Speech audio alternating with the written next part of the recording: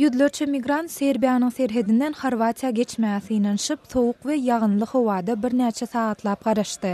Horwatiýanyň polisiýasy her biri 50 adamdan ibaret toporlaryň aýry-aýrylykda geçmegine ruhsat berdi. Käbir adamlar öz nowatlaryna garaşan mahaly serhedi açyň diýip gygyrdylar. Siriýadan, Irakdan, Owanistandan we beýleki ýurtlardan gelen 10 miňlerçe migrant günwatar Ýewropa aralaşmak üçin Balkan ýurtlarynyň üstünden syýahat edýärler. Kırgızstanyň paýtagty Bişkekde geçirilen ýyllyk teatr festivaliniň çägine aktyorlar we tansçylar köçede ýürüýüş geçirdiler.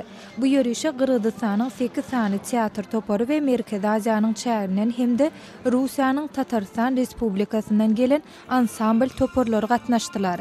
Bu festivaliň çägine görkezlen sahnalaryň biri Şwed ýazyjysy Fredrik Dürrenmatyň Gartaşan Denanyň sapary adly oýuny boldy. Ol Kırgızstanyň milli teatr topory tarapyndan sahnalaşdy.